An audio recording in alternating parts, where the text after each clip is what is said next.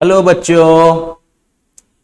चलो आज हम एक बहुत ही रोचक कहानी पढ़ने वाले हैं। कबूतर और मधुमक्खियां। अरे ये दोनों तो आपके जान पहचान के ही हैं। कबूतर भी आपने देखा ही है और मधुमक्खियों से भी तो आप मिले होंगे कभी। अगर नहीं मिले हैं तो कम से कम हनी तो आपने जरूर खाया होगा ना। तो हनी भी तो मधुमक्खियां बनाती हैं। तो चलिए खैर आज हम कहानी पढ़ते हैं। पहले एक जंगल था, उसमें एक सरोवर था। सरोवर का मतलब तालाब। सरोवर के किनारे एक पेड़ पर रानी मक्खी अपने छत्ते में रहती थी। एक दिन बहुत तेज हवा चल रही थी। तेज हवा से रानी मक्खी पानी में गिर गई। उसी पेड़ की डाल पर एक कबूतर बैठा था। कबूतर यह सब देख रहा था। उसने तुरंत पेड़ से एक पत्ता तोड़ा और पानी में डाल दिया। पत्ता रानी मक्खी के समीप गिरा, मतलब पास गिरा। अब आप बताइए कि कबूतर ने तुरंत वो पत्ता तोड़ के क्यों गिरा दिया पानी में? अभी तुरंत पता चलेगा हमें।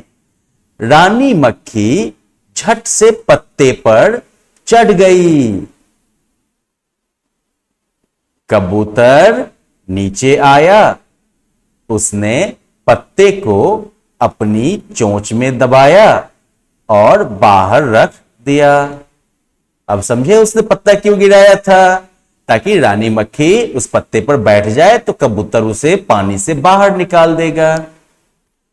रानी मक्खी ने कबूतर को धन्यवाद कहा और उड़ गई। देखो अभी तक क्या सीखा हमने कि अगर कोई भी मुसीबत में हो तो हमें उसकी मदद करनी चाहिए ना। जैसे कबूतर ने जैसे ही देखा कि रानी मक्खी मुसीबत में थी, उसने तुरंत उसकी मदद करने की कोशिश की। हाँ, और जब भी हम किसी की मदद करते हैं तो सूझबूझ दिखानी चाहिए। समझे? कबूतर जो है अगर सीधा जाता रानी मक्खी को बचाने के लिए और अपनी चोंच से पकड़ता उसे, तब तो रानी मक्खी उसके चोंच में दब के ही मर जाती है ना। लेकिन पत्ता जब उसने फेंक दिया तो पत्ते पर बैठा के उसने आराम से रानी मक्खी को बाहर कर दिया। तो उसे सूझबूझ दिखाई। और रानी मक्खी ने बदले में कबूतर को क्या कहा? धन्यवाद कहा। क्योंकि जब भी कोई हमारी मदद करता है, जब भी हमारी कोई सहायता करता है, तो हमें जो है उसे धन्यवाद कहना चाहिए। ठीक है ना? उसका एहसान हमारे ऊपर है ना भाई। चलो अब आगे क्या होता है तब। एक दिन जंगल में एक शिकारी आया। उसने जमीन पर कुछ दाने डाल दिए और पेड़ के पीछे छिप गया। तो पेड़ के पीछे क्यों छिप गया वो? क्योंकि वो शिकारी जो है वो पंछियों को फंसाने आया है ना। तो इसलिए उसने दाने डाल दिए, जाल बिछाकर उसने दाने डाल दिए, ताकि जैसे ही पंछियां वहां पर खाने आएंगी दानों को, फंस जाएंगी। तो थोड़ी देर बाद कबूतर अपने मित्रों के साथ दाना खाने नीचे आया। वे सभी जाल में फंस गए। उसी समय शिकारी वहां आ गया। रानी मक्खी ने जाल में फंसे कबूतरों और शिकारी को देखा। वह तुरंत दूसरी मधुमक्खियों को लेकर आ गई। क्यों लेके आई है वो रानी मक्खी दूसरी मधुमक्खियों को? बिल्कुल, कबूतर की सहायता करने के लिए। और कैसे सहायता करेंगी वो? मधुमक्खियों के इतने बड़े झुंड को अपनी ओर आते हुए देखकर शिकारी वहां से भाग गया, है ना। तो मधुमक्खियों ने क्या किया? शिकारी को वहां से भगा दिया। लेकिन क्या इतने में कबूतर की मदद हो जाएगी? नहीं ना, क्योंकि कबूतर तो जाल में फंसे हैं, उनको जाल से छुड़ाना जरूरी है। तो रानी मक्खी उसके लिए क्या करती है? देखो अब रानी मक्खी उड़कर झट से, मतलब तुरंत अपने मित्र चिंकू चूहे को बुला लाई।